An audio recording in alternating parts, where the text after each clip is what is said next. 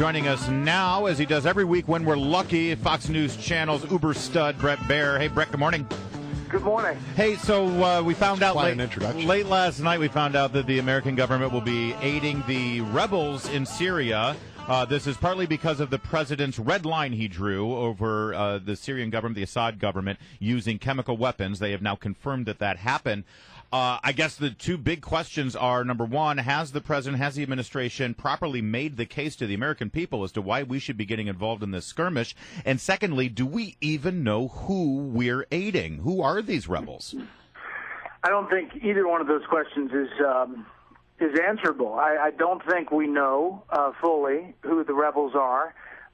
Clearly, there's a greater Islamic extremist element to the opposition in Syria. And as far as making the case, no, I don't think, the president hasn't spoken out about this a lot. He said what he said about the red line a couple of times and then sort of walked it back a bit in April. And now we are where we are. There are a number of lawmakers up on Capitol Hill who say, we had definitive evidence from intelligence officials and other foreign intelligence services long ago, and they criticized the administration for taking too long to get to this point. And in the interim, Hezbollah has funneled in to support Bashar al-Assad in Syria, and it makes the whole place a powder keg even more than it already is. So what are we going to do? So far, we haven't heard any details about, what specific weapons. No-fly zone is supposedly not in consideration right now, according to the administration. And I think there's a real question mark about how it goes forward. This has the feel of one of those situations where bad things are happening someplace in the world, and we feel like we have to do something. Yeah, I will say that 93,000 people killed. If you're going to talk about from a human rights perspective, the speech that the president gave about Libya was to avoid mass graves of 10,000 people. We're at about 93,000 Syrians killed.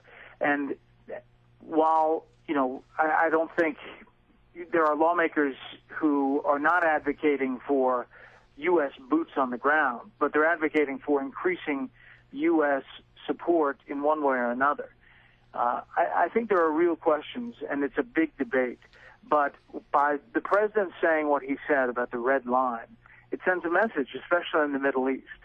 If you say something and you don't back it up, it does translate to weakness in the Middle East particularly.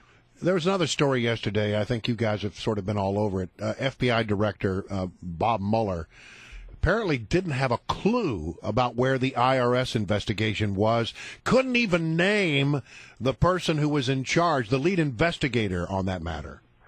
It was quite an exchange with Representative Jim Jordan, in that Jordan was asking, where the status of that investigation was, and Mueller didn't have the answers, and then it just got simple down to who's leading the investigation, and the FBI director couldn't come up with a name. So, the back and forth there was pretty interesting. Mueller's short-termer. James Comey is on deck, but the FBI director probably should have been briefed about one of the biggest investigations ongoing. Well, and it makes you wonder whether the administration and Department of Justice are really taking this story seriously, certainly as seriously as the American people feel they should, considering it really has resonance based on the polls, Bret Baier. Yeah, definitely. Listen, our latest Fox News poll had the three investigations, the DOJ and the reporters, the leak stuff, at 76%, I think. IRS at 78%, whether the investigation should continue, and Benghazi at 73%.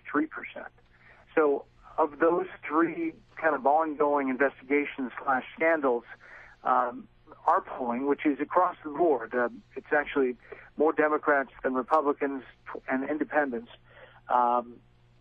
it was high numbers. Well, and in fact, we heard from Stuart Varney the other day, there were some interesting things in that poll about the level of distrust that Americans seem to have right now in their government.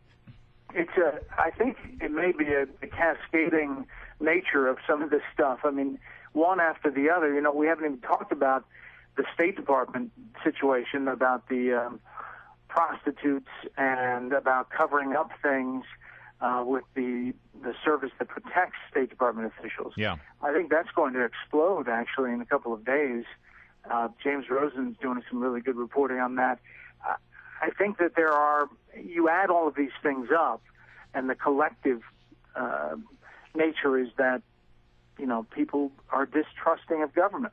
One of those scandals you mentioned in your post, the Benghazi scandal, and we watched in admiration as you and the whole team at Fox News unfolded some really great specials there, really fleshing out the timeline and bringing up a lot of the questions that we feel still haven't been answered. I understand you've got another Benghazi special in the works. We do. We're probably about 2 weeks away from getting that to air, and we'll promote it and talk about it here. Can you give us a hint as to what threads you're pulling on? I mean, you wouldn't do just a rerun. I'm sure you've got some revelations coming. Yeah, we do. We advance the ball, and it is the same kind of premise, but we fill in a lot of blanks. We've talked to some new people. We've talked to people who are communicating directly with survivors. We especially go into the military angle of things, and the timeline that we set up, really both of those previous specials, will be much more focused on the response and what people are saying. We have our own kind of whistleblower lineup, and it's shaping up to be a really interesting hour. Wow. Right, great. Bret Baier, thanks for joining. Hey, really fast, were you watching the NBC coverage of the U.S. Open yesterday? Apparently a lot of people were annoyed that the weather interrupted it. Oh, sure. It was a 3-hour delay. But I had it on in the office. Don't tell anybody. It's just between you and me. Nobody will ever know. Send this to Hume. I'm looking forward to watch it this weekend. All right, Bret Baier. Enjoy the U.S. Open this weekend. Always good to have you. You think Hume wasn't watching? Of course he was. All right, send this to Ailes. That's right.